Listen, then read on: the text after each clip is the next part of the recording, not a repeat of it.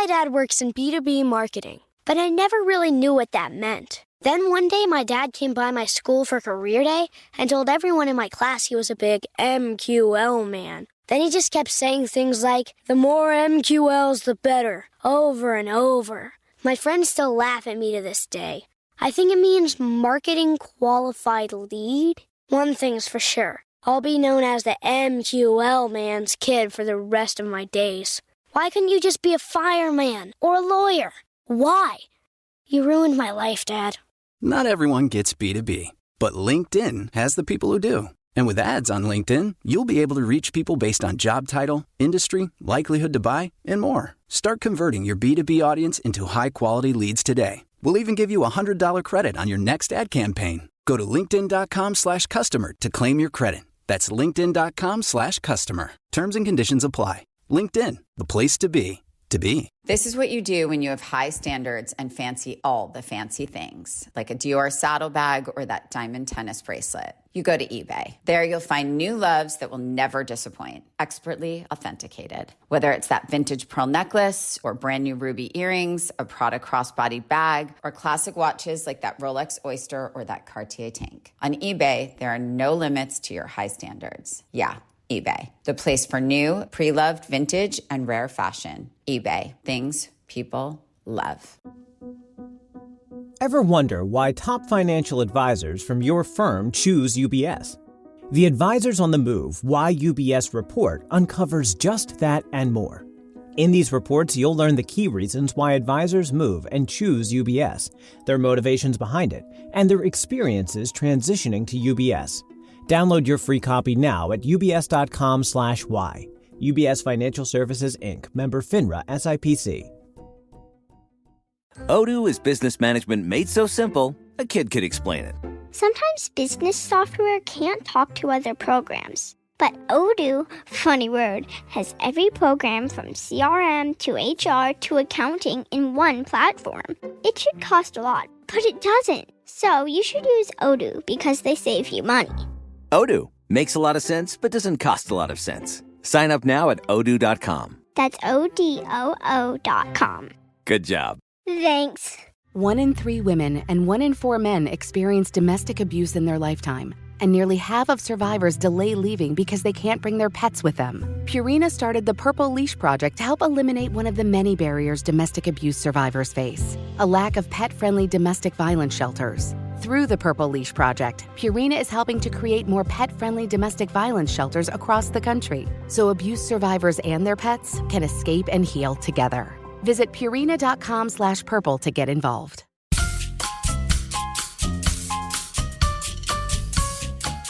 Hi, everyone. I'm Rachel Zoe, and you're listening to Climbing in Heels for your weekly dose of glamour, inspiration, and, of course, fun.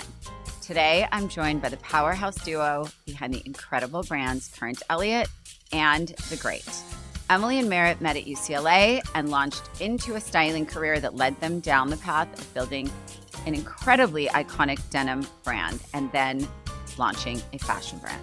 Their dedication to being a female-led business and their brand ethos around championing women and working mothers is nothing short of inspiring. So let's jump right into it. I am so excited. Honestly, you guys, this is so crazy.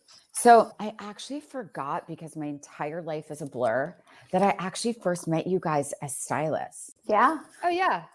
But to me, you've been, Emily and Merritt, like designers for so long now that I actually forgot that was how we first met. I'm so excited to have you both on. Let's just rewind, because I got so excited to see you guys. So I want to rewind for a second, because I think a lot of people look at it from the outside. Oh my God, I want to start The Great, or I want to be Emily and Merritt, or oh my God, how'd they do it? Or they're so lucky. It's okay. That we know that's not how this happens. We know that luck plays very little part in success.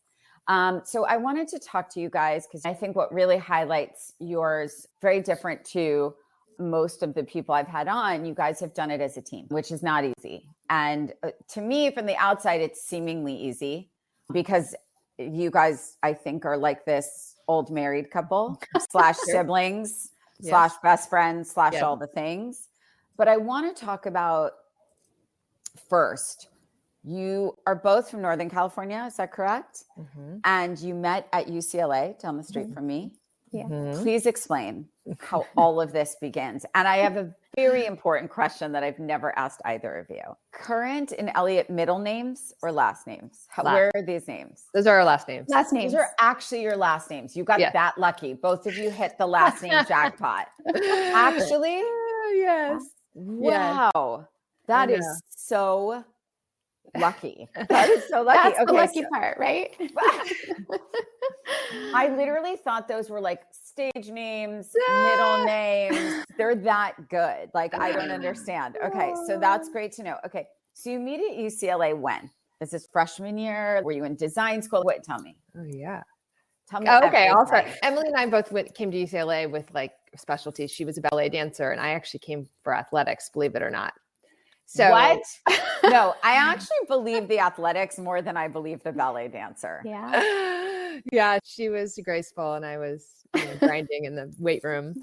That makes perfect sense to me. Like, just I guess we came in with similar sort of discipline and that work ethic is probably, we had known of each other and met through friends through the years. And we had kept passing each other in sociology class and anthropology class. And we would always give a warm hug and be like, where did you get those vintage jeans? Where'd you get that shirt? That was at UCLA. I wouldn't say, even though it's in LA, it's a huge fashion school. So, no, it's not. Right. It's when not. you see people who kind of share your vibe. And we had both had this Northern California influence, that old vintage Levi's and Lee culture. And I think that we both kept noticing that. And then we asked each other on a date to the flea market. I was going to ask you, did you have a friend date? We had a friend date. And then the rest was history. And then true story, we were seated next to each other at graduation. No way. Yes. And of course, everyone quite fortuitous. What are you going to do? What are you going to do next? And we both, I'm interested in this and that. And there was some similarities. It would be really fun to work together one day. Like we should collaborate one day. Were you besties at that point or still just like fashion friends? Fashion friends who really liked each other. We were like, we're going to stay in touch after college. We really love each other. We didn't live near each other, any of that. So I think the spark really was like, okay, we're grown-ups now. Let's do this. Let's hang out. Okay. So then, and then I'm going to cut myself off at some point and let Emily carry on. We both individually had our first entry level jobs, and mine was, I'll let you speak to yours, Emily, but mine was editorial assistant. So like I was the assistant at Vogue. At Vogue, okay. Yes. And then like freelance assistant. I was like in startup magazine. I was worked as a freelance writer at Mary Kate and Ashley magazine. It was like, I'm speaking to you because you can appreciate exactly the time. Yeah. And then Emily, so you can speak to what you were up to. I worked retail in high school a little bit. I worked retail all through college because I wanted spending money so I could buy vintage clothing. And my first job out of school was visual merchandising. And I just was doing windows all over town. By the way, that's the best training. Window styling is the best training. I wish I had done that because then I had to do it later for something and it's not easy. Definitely not easy. It was really hard. But I think that first year out of school, Meritt and I started dreamstorming about styling. Mm-hmm. And part of it was I was on Robertson a lot, and Robertson was like, oh God, I lived And at there. the time there was a modeling agency that Meritt knew, the owner, and their Chanel showroom was right across the hallway. Everything was right there. I remember. And we somehow figured out a way for us to style the models' test shoots to build a book. Okay. And we were, let's do it together. Let's create this styling situation together. We didn't even want to call each other. We didn't want to call it Emily and Meritt or Emily Current and Meritt Elliott. So we made up an alter ego named Maud. And so Maud styled a lot of things during that time. And how do you spell that? Harold and Maud, like Maude. She was a granny. She was definitely like loved our vintage just as much as we did, but it was too confusing. There wasn't a lot of styling teams and it would have been really complicated to explain. There was two of us. And so we just built the brand of Maud, which was actually really helpful because building brands became what we love to do. Yeah. And even as styling at the time, we would just almost take on a client as we graduated out of test shoots and built a book and got an agent. We would build a client like a brand. And wherever they were in their trajectory, we did a lot of musicians at the time, we would approach it like a brand. So our very first brand was ourselves and marketing ourselves as a styling team. It's really amazing. I don't know why I blacked that out because you guys were so big, and it was like, I think it was right when I moved to LA. But I think because I've now known you as designers for so long that it's so weird. You know how you forget when you first meet somebody and it's, wait, what? And then it all came back to me. Listen, I don't remember 90% of my own life. I only remember in interviews, and I'm like, yes, I did do that. I did do that. Okay. But I want to talk about Current Elliott because that was crazy. Because I actually remember that. When did you, what made you start that? Because that was when I really got to know you guys. Because I think I had launched my company, or I had launched either my show or the Zoe Report. I can't remember.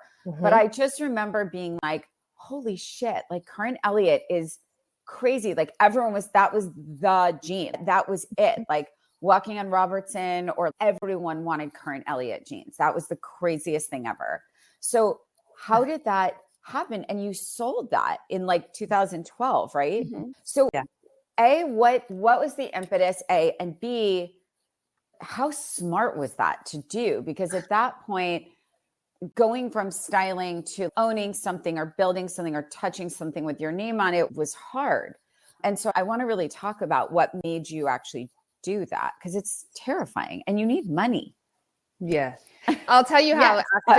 I'll start. So in those years of styling, we were really loving designer and everything. And what was your vibe? So what was your vibe as stylist? So tell me. Our vibe as stylist was high-low, right? Okay. And that really worked we were musician heavy. Yeah. So it was like this, vintage sparkle. And so we were always looking for the low part, the undone part, because we could pull designer all day long based on our clients. And we still loved the shiny part of fashion, but I think we were looking for this effortless thing in very much the way a rock star, like they've owned it for a million years. It tells a story. And that really, our medium for that was really through denim. So we were constantly collecting denim, pulling out denim from our archives that we collected growing up and altering them for people. And then we noticed every shoot we would be bringing them, and that's what we'd be doing, fitting them to the model. And it was so hard. So I hard used to go to American Rag and pull 40 to get to one that worked. Exactly. And so we're really starting to become educated on the history of denim and the nuances of denim and the fit. We were as a stylist, you spend a lot of time fitting different bodies and understanding proportion and what looks good and what feels good. And so that really became our thing, but we didn't really mean for it to be our thing. It was just because we couldn't find it in the world. So we were showing up with that all the time. And then meanwhile, as we're styling, we started to get bigger into the conversation of a little bit more of brand development, image development. And so styling, we weren't just showing up on the day with a rack. We were starting earlier on in the process with brands and musicians. And what do we want to be? What's the message? Where are we going? What does this brand want to be reinvented as? And so as we were doing that, we were consulting with companies as well as styling, as one of our many hats. And the jean company was born through a manufacturing consulting gig. Got it. And so it was, and again, we didn't set out let's create the next denim company. It sort of wait, we're better at this and we can create what we want if we do this ourselves. Yeah. And Emily has I just want to share one story and there's some really beautiful ways how it became really organic to how it came about. At the time, we really loved this denim, and we were wearing our vintage jeans and then our new versions of our samples around, and the people who got it, they were like, what is that? Where can I get it? Is that vintage? What is it? And then this kind of old school fashion sect was like, that's not how women dress. Those are baggy and not sexy. You are crazy.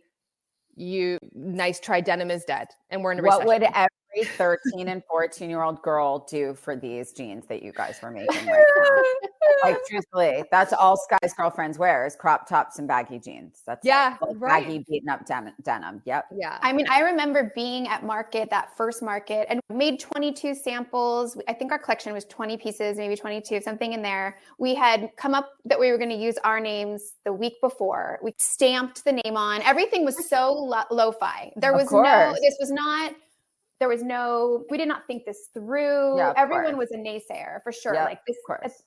At the time, girls in denim ads were draped topless over a car. There was no baggy. I styled some of those topless ads and I hated it. No, I hated it because that's all they wanted. Yeah. That's all they wanted. It was through a male gaze for sure. And as we've gone on and learned through the years, so is the manufacturing of denim. So was the design of denim.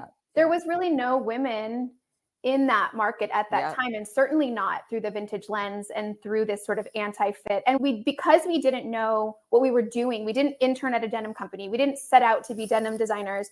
We didn't know what the rules were, and we certainly did not play by them. We would ask the pattern makers to do it wrong. We would want the idiosyncrasies of vintage, and we'd want them to show up in the garment. So we really pushed really hard to do it differently. And I think what was so exciting, and I don't know if it was necessarily luck, but what just met the moment was that it resonated with people. That people wanted that pendulum swing, or they wanted that counterpoint to what they were seeing in the market. And we were lucky enough to be the ones that could do it at that level. So great. And so wait, so then you sold it, right? How many years later? It was about probably 5 or 6 years since it was an idea. What was that like? What was that like? Because that's early success. You guys were young.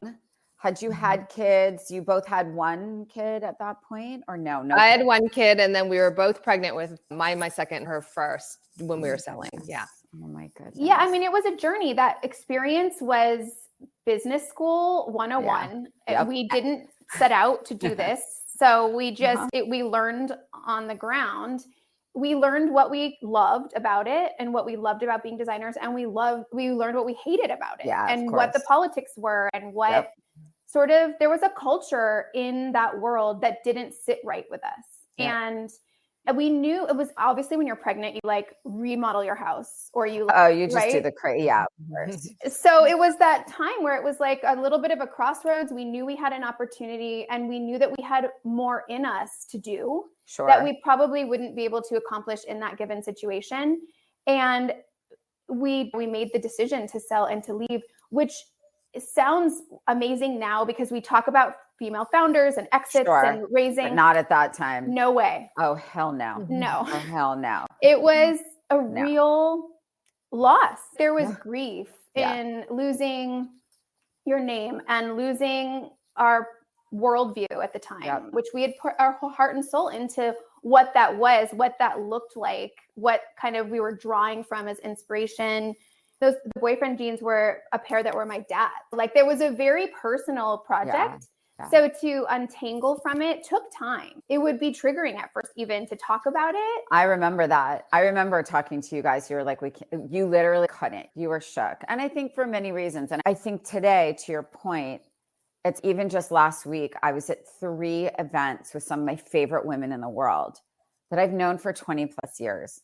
And I think just talking about the opportunities and freedoms and the amount that we all, having gone through hell and back in different ways, are paying it forward so that women now, that it's open, that this conversation is not only open, but they're supported, that they're getting money more so than then, but still not perfect, but getting seats at the table now. But I think that's really, in my opinion, from the outside, and only the hell that was, but I think it really helped set you guys up for starting the great, doing Pottery Barn, which like I'm going to say was probably the most successful collection. Is it still there now, you guys? It's still there. So how many years is it?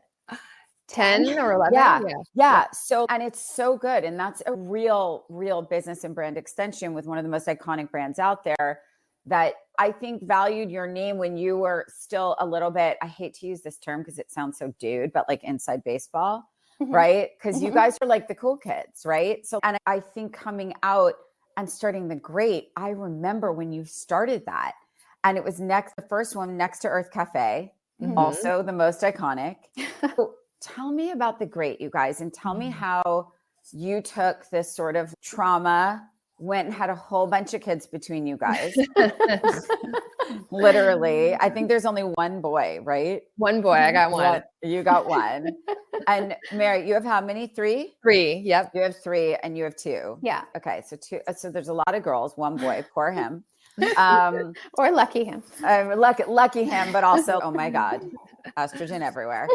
But I think I want it because it takes a lot of like repair to go and do this again. But my guess is you were like, we're doing this, but how we want to do it now. 100%. So tell me, and not using your names, which is also brilliant. And not being a single category business, which was really an answer to a lot of things, which was because we were craving the head to toe, being able to lean in different categories and fabrications. And of course, hearkening back to our styling days, how were we styling denim back to? What were the pieces? Can we articulate these now? And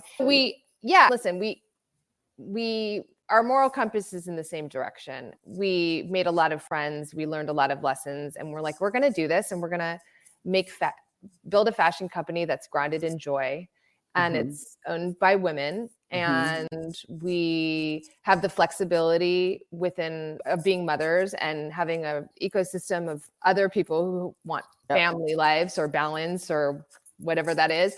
I think we started in that place, and then we started creating things that we really wanted to wear and were missing in the market, but not in a totally different era. Our first business, there was no e-com, there was no digital marketing, there was no social media, it was a wholesale only type world. So we entered a world that we knew so well, but then we didn't know it all. So we didn't open stores in our first business. We didn't have an e-commerce business. We didn't have there was no Shop My or Instagram shopping. None of that existed. So we really did have to start over in a lot of ways in that way and learn. And we're still learning, by the way, every day. Oh my God, every day. And I would say, you'd say, oh, it's easier the second time. No, it's like having a whole nother child. Like you don't feel like, oh, birth was easy. It's your second year. It's your second year of business school. It's a second year of business school. Yeah. The good news is, for the most part, it's drama free. It's full of joy every day. It's on your terms. It's on our terms. We have the freedom to pivot and duck and weave and bob and climb and all those things. And we only answer to each other, and really wrap our arms around the people we work with and have them engaged in the process, in the business with us, where that wasn't what existed for us before. There was a lot of closed door, a lot of closed envelope things. And we were like, everyone's in a man's world. It's a man's world. And now we're like, everyone. Especially denim. Yes. Yeah. And so that was how we started. And then we just wanted to create a brand that was really felt like we put a seedling in the ground, and it grew because we watered it and people came and wanted to smell it and be part of it.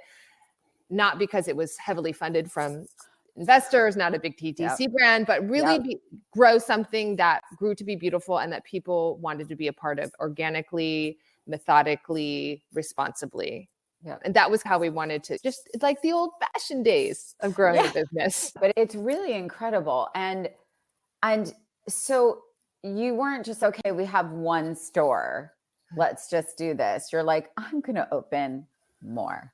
We're going to open more. My dad works in B2B marketing, but I never really knew what that meant. Then one day my dad came by my school for career day and told everyone in my class he was a big MQL man. Then he just kept saying things like, the more MQLs, the better, over and over. My friends still laugh at me to this day.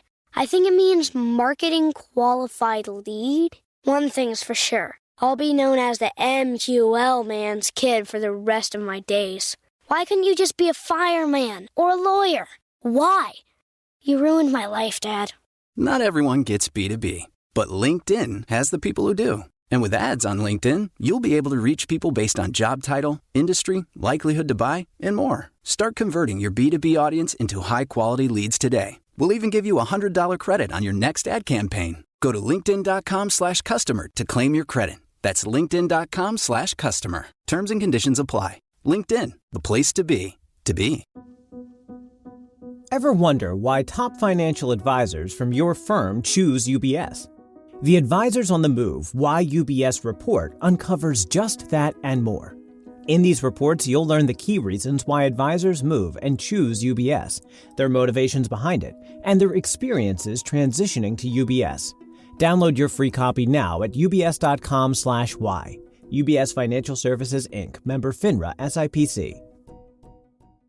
This is what you do when you have high standards and fancy all the fancy things, like an iconic Dior saddlebag or that diamond tennis bracelet. You go to eBay. There you'll find new loves that will never disappoint, expertly authenticated and everything. Whether it's that vintage pearl necklace or brand new ruby earrings, a Prada crossbody bag to be besties with your other handbags, even an eternally classic watch like that Rolex Oyster or that Cartier tank. You know the one. And when you find it, eBay has their experts' eyes to make sure you're getting the real deal. That way you can be confident that the designer finds you came for, the luxury wardrobe you've always wanted, it's all real. In fact, it's verified authentic. So bring your high standards and never limit what you can find. Yeah, eBay, the place for new, pre-loved, vintage, and rare fashion. eBay, things people love. AI might be the most important new computer technology ever. It's storming every industry, and literally billions of dollars are being invested. So, buckle up. The problem is that AI needs a lot of speed and processing power. So how do you compete without costs spiraling out of control? It's time to upgrade to the next generation of the cloud, Oracle Cloud Infrastructure, or OCI. OCI is a single platform for your infrastructure, database, application development, and AI needs. OCI has 4 to 8 times the bandwidth of other clouds, offers one consistent price instead of variable regional pricing, and of course, nobody does data better than Oracle. So now you can train your AI models at twice the speed and less than half the cost of other clouds. If you want to do more and spend less like Uber, 8x8, and Databricks Mosaic, take a free test drive of OCI at oracle.com/strategic. That's oracle.com/strategic. oracle.com/strategic. With Cybersecurity Awareness Month coming to a close, LifeLock wants to remind you to update your software. Software updates are used to patch up security issues and bugs that identity thieves can exploit to gain access to personal information. Regularly updating your software is just one more easy step to help protect your personal information. But for comprehensive identity theft protection, LifeLock can help give you real peace of mind. Only LifeLock alerts you to more uses of your personal information and fixes identity theft issues that arise guaranteed. LifeLock monitors hundreds of millions of data points per second and detects and alerts you to a wide range of threats, well beyond what you can see on your own. If your identity is stolen, your dedicated U.S.-based restoration specialist will fix it, guaranteed, or your money back. Plus, you're backed by the LifeLock $1 Million Protection Package with up to $3 million in coverage. Start protecting your identity today with a 30-day free trial at LifeLock.com/iHeart. That's LifeLock.com/iHeart. Terms apply. So now you have 6, is that right? 6 stores? I think we have 7. We're about to open 8. That's insane. It's amazing. Great. Yeah, it's incredible, insane.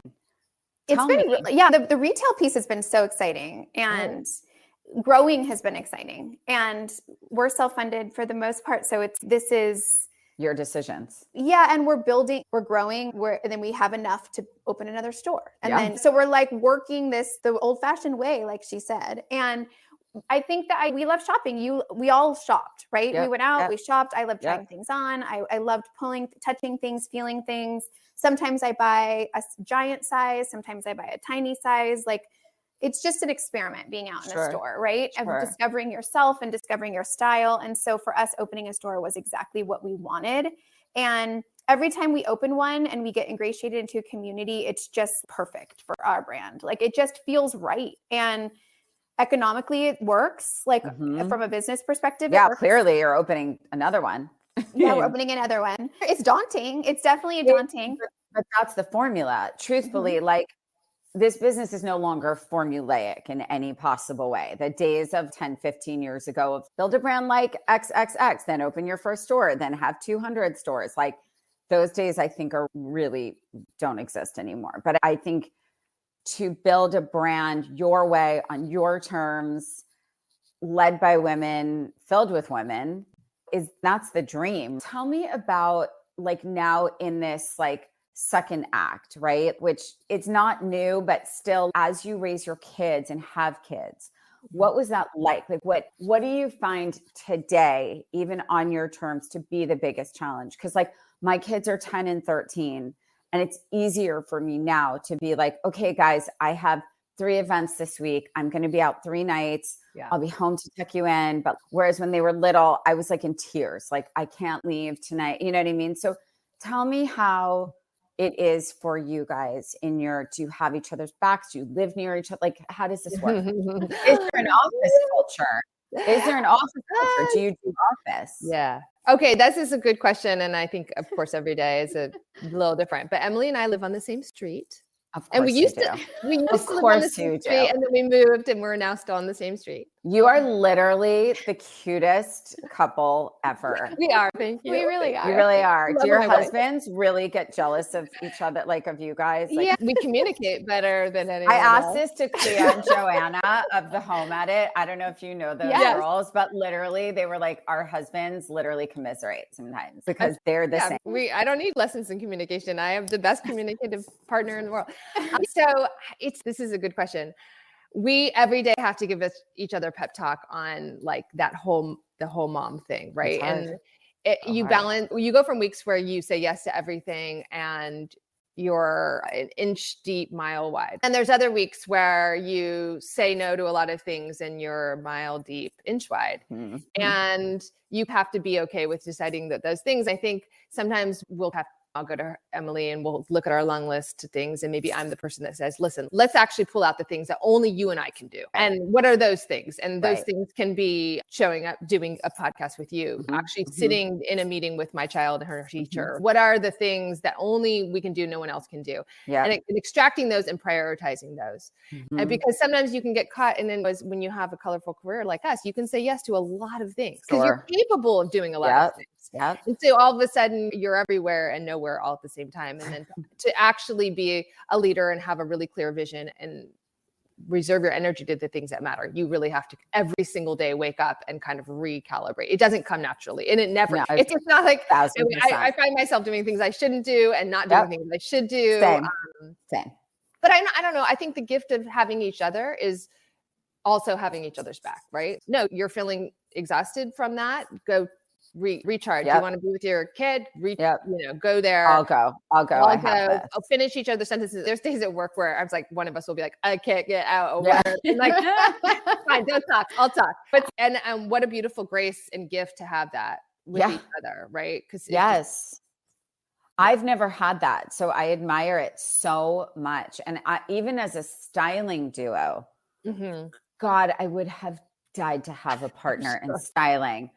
Literally, like even now, like I'll say to Rob and Marielle when I see them, like, you guys have no idea how lucky you are that you can divide and conquer, or like if one is sick and the other one cover. That is like a real gift. And to never want to kill each other. Yeah. That is amazing. So special. And I just, both of you, your energy is just, it's so complementary to each other because you're different. But you just somehow are like this puzzle. Does one of you, do you guys hold strengths and weaknesses? Are you like, okay, Emily, you get this. Oh, Meritt, that's a you thing. Is there a clear divide in certain areas that you're like, you got this, you take this, or you just know, or not really? A lot of people ask us, does one of you do design and one of you do marketing? Does one of you do business you and both one of you do creative? both. Yeah, we both do both. And I think that whole concept of creative comes out of parameters that come from business. Like it's all related. So it's really important to us that we know all the sides of the business. When it comes to like projects or tasks or like divvying things up, we definitely use this kind of intuitive connection where we'll look at each other and be like, I'll take this, you take that, or I think you should run with that. We do divide and conquer, but it is intuitive in a way based on what's going on and what other projects are going on and who thinks they can lead best in that area. You are the old married couple, but better. Totally. Yeah. But better, really, because there isn't like the sexual issue or anything. Totally. Like we clean up, but it's all those things. You can actually say to each other, I'm so tired right now, I can't speak. Yes. And go in separate corners and it's fine. Yeah. I mean, we did a 360 business consulting type of thing where we got to learn a lot about ourselves and we shared it with each other. We were laughing though, because we are very complementary and we are very different. And but in many ways, it works.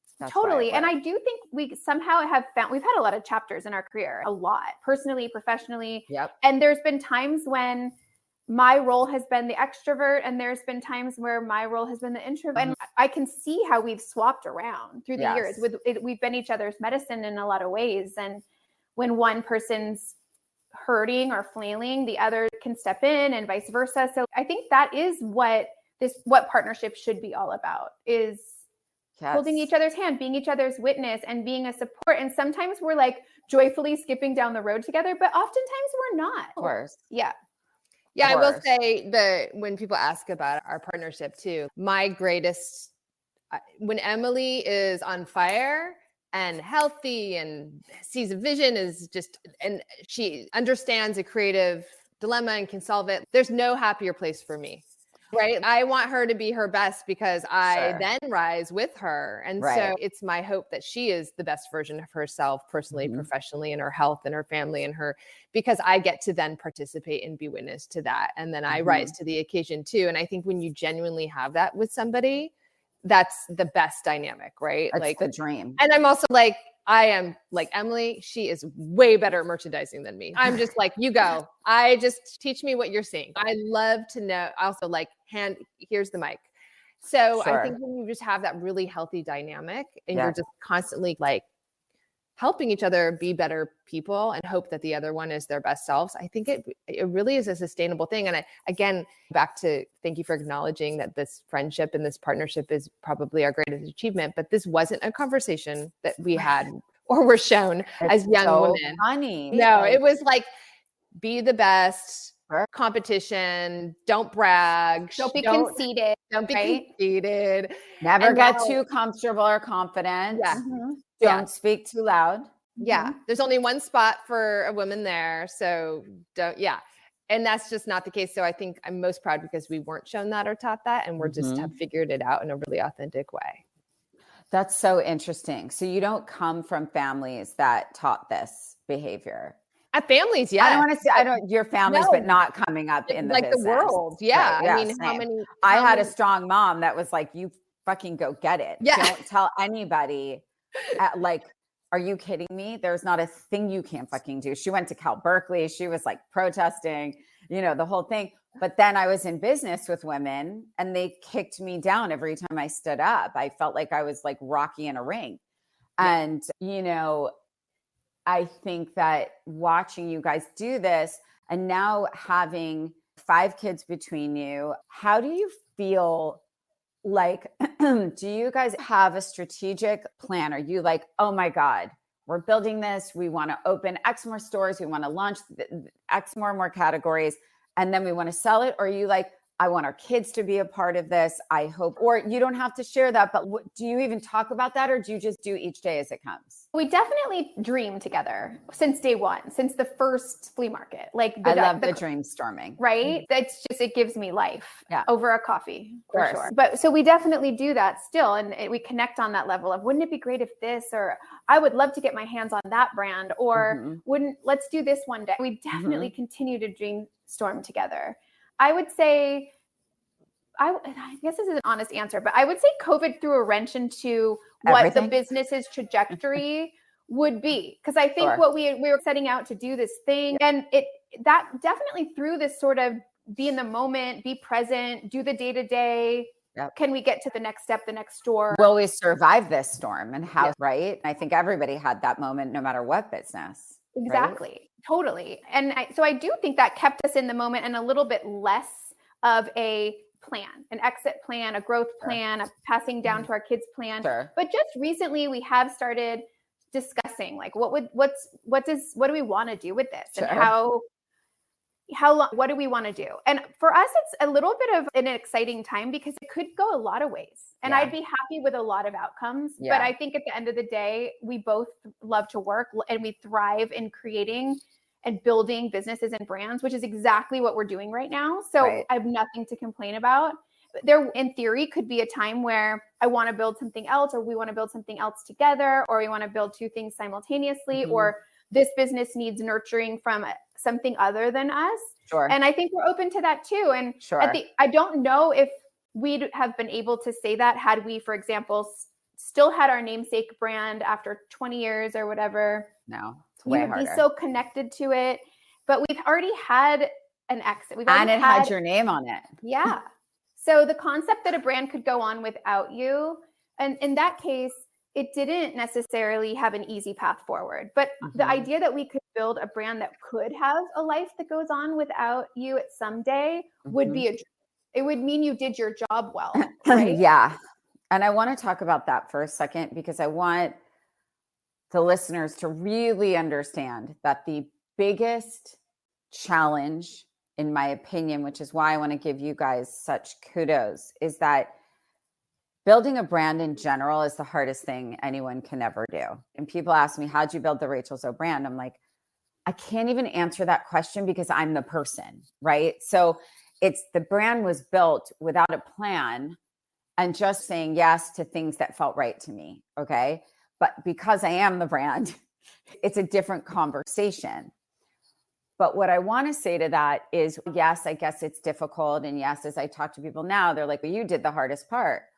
Okay, I'm going to flip that on its head and say, I think you guys have actually done the hardest part, because building a brand that isn't you, building a brand that isn't your name or a name associated with the brand, in my opinion, and having learned so much business over the last 25 years, and trying to tell anyone who will listen that the greatest thing you could ever do for yourself, no matter what your profession, creative or otherwise, is to learn business.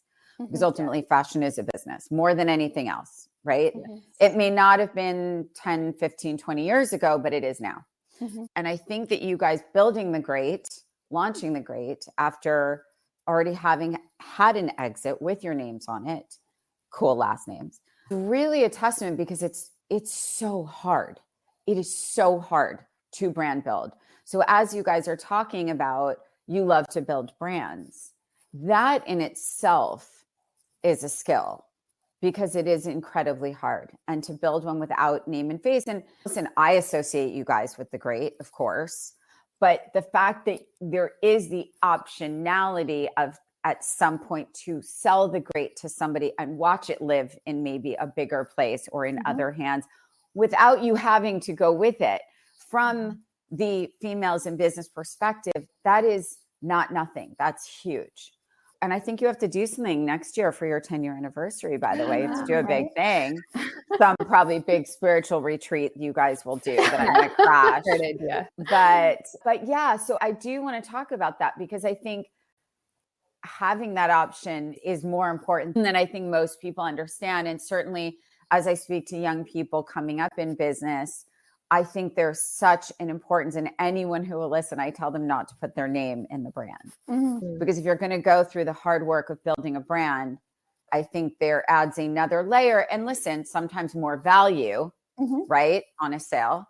But I think it's something to very heavily consider, that the future will be tied, right, to the person in a sale, for sure. So true. At least the first sale.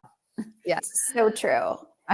Yeah. Yeah. I mean, the lucky thing with the great, and yes, thank you for that. And I agree. And it's the opposite of what we did the first time. So it feels novel and exciting for us to do it a different way. Right. But at the end of the day, we are currently the brand. We're taking the brand on a journey creatively. And that evolves, right? Season over season, through product and through messaging. And it's lived and it's authentic to us and it's real. And I think that's what people miss as brands get bigger. Authentic brands. Yeah. And I think as brands get bigger, as things transpire for a multitude of reasons, what gets lost is this journey that a customer goes on with a brand. And it's an emotional journey. And if you connect with a brand and you connect with their product, it has to keep evolving with you through your life and through what's happening in the market and trends.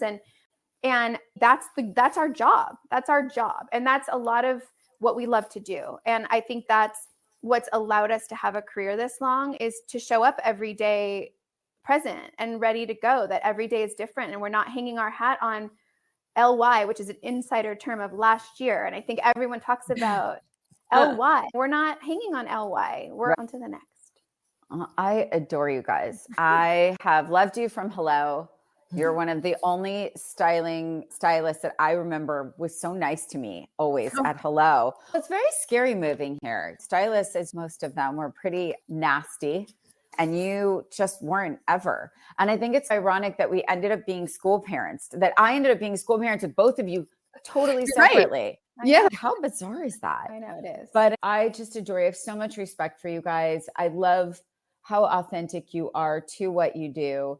I love how unique your perspective is and how you've chosen to build the great that, to me, is just very different than what was out there. Because to me, it felt you were always trying to build something that spoke to everyday women that were just like, what do I want to wear? I want to put on the coolest t-shirt, but I can't find my favorite t-shirt. Like, I can't find the t-shirts I want to put on. I just remember walking into the great the first time and being like, this is weirdly like, it's so simple, and yet so I want to hang out in here. And yet it's all the things that everyone in my life wants to wear. Do you know what I mean? Everyone just wants to throw on their favorite jeans or their favorite tee or their favorite sweater or whatever. And there was this simplicity to it, but this immediate kind of cool factor to it that is, in my opinion, the hardest thing to ever achieve in brand building, is something that people want, but something you're proud of, but something that fills a void in people's lives. But I think, again, you stayed true to what you're doing. I'm very excited. And is it correct you're opening one in Montecito, one of my favorite places? Yes. That's exciting. That's really exciting. And feels so Montecito. We love it up there. I keep laughing. I'm going to move into the back room of the store. It's so beautiful up there. I always say I think phase 3 for me will be Montecito. Let's all do it. Build a I commune. can't move there until I don't have to show up anywhere. I just want to comment back about kindness, because you just talked about being nice, and you've always been extremely kind to everyone around you. And I do, just for everyone listening too, in this business, I really believe that we have been genuinely kind to so many different people over so many different careers that have gone on to do the most incredible things. And we've all stayed in touch. And I know you can relate to this, but those being kind, listening, paying attention, like being a good person goes a long way. And it doesn't necessarily always mean you get the biggest check at the end of the week or whatever. There is times where you trade off, but I don't think people talk enough about showing up with kindness. It's such a good point. And that is something that I have stood so strongly on. And in full disclosure, it has blown up in my face a few times, but it's okay. It doesn't mean I'm changing. And I think that's the important thing. And I do think ultimately you win in every single way, because you have to go to sleep at night knowing that what you did was good and what you did was right and what you did was kind. And we came up in fashion, all three of us, where they weren't kind most of the time. And being kind was not cool then. And in many ways still isn't in fashion. But I think it's more so now. I was told in my first and only job by my first and only boss that I was too nice to ever make it in fashion. And I will say this, in some ways she was right. Like, in some ways she was right. And I've seen that along the way. And it wasn't that it may not have been the fastest way. And I may have gotten, kicked to the ground a lot. And that's okay, because it actually made me who I am now and made me really peaceful now in where I sit, how I lead, how I speak, and how I move through life and how I move through business. And same with you guys. And I think that's always been the thing. And so I'm glad you brought that up, because I think it's so important to constantly talk about and keep at the forefront is kindness. I'm very excited for you guys. And I want to close by saying, run to a store, go on the great. If you don't know what it is, you're not already obsessed with it, you have to be, because it's so good. And it's so funny, because I was with someone literally last week, and I was like, what is that? I can't remember what the hell they were wearing. It was a cute sweater. It was like so cozy and whatever. Yeah, I got it the great. I was like, oh my God, the great. I love it. I love to hear it. I love to see your clothes in the wild. I love to hear people talk about the brand. I love everything about it. And I'm so excited to see what's to come for you guys. I'm very excited.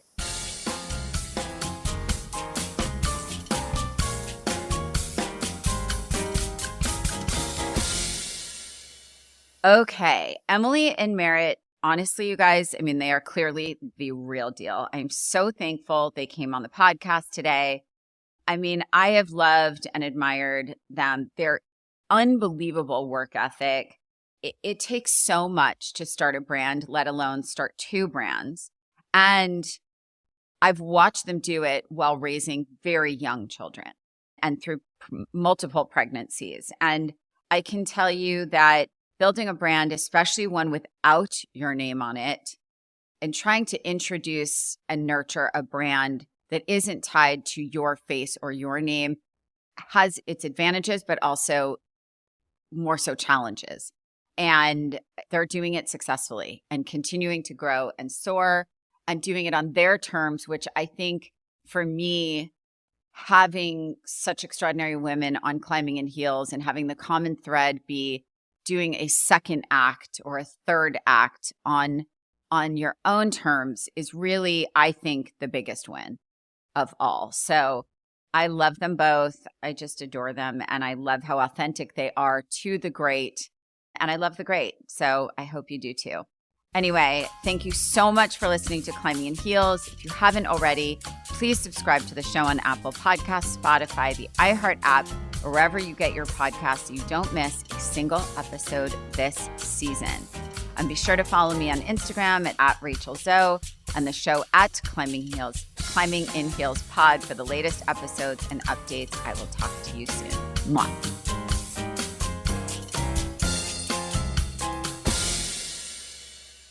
With Cybersecurity Awareness Month coming to a close, LifeLock wants to remind you to update your software. Software updates are used to patch up security issues and bugs that identity thieves can exploit to gain access to personal information. Regularly updating your software is just one more easy step to help protect your personal information. But for comprehensive identity theft protection, LifeLock can help give you real peace of mind. Only LifeLock alerts you to more uses of your personal information and fixes identity theft issues that arise guaranteed. LifeLock monitors hundreds of millions of data points per second and detects and alerts you to a wide range of threats, well beyond what you can see on your own. If your identity is stolen, your dedicated U.S.-based restoration specialist will fix it, guaranteed, or your money back. Plus, you're backed by the LifeLock $1 Million Protection Package with up to $3 million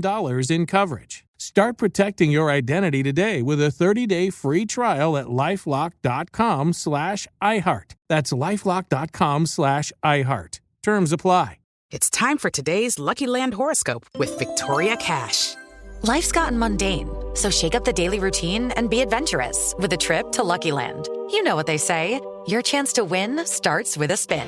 So go to LuckyLandSlots.com to play over 100 social casino-style games for free for your chance to redeem some serious prizes. Get lucky today at LuckyLandSlots.com. No purchase necessary. VGW Group. Void where prohibited by law. 18+. Terms and conditions apply. You wake up, put on your Ray-Ban Meta glasses. You're living all in.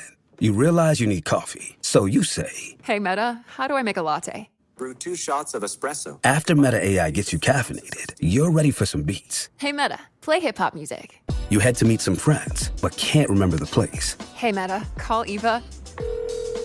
Ray-Ban Meta glasses, the next generation of AI glasses. Just say, "Hey, Meta," to harness the power of Meta AI. Shop now at meta.com/smartglasses. Your teen requested a ride, but this time not from you. It's through their Uber teen account. You drive your teenager around, a lot, to their friend Jacob's house, their other friend Jake's house, to James's, to Jaden's, to Jalen's, to... Mom? This is Jake's house, not Jacob's. Now with an Uber teen account, your teen can request a ride under your supervision. They'll ride with a highly rated driver, and with live trip tracking, you'll follow along the whole ride to their friends' houses that all sound the same. Add your teen to your Uber account today. See app for details. Bye, Mom.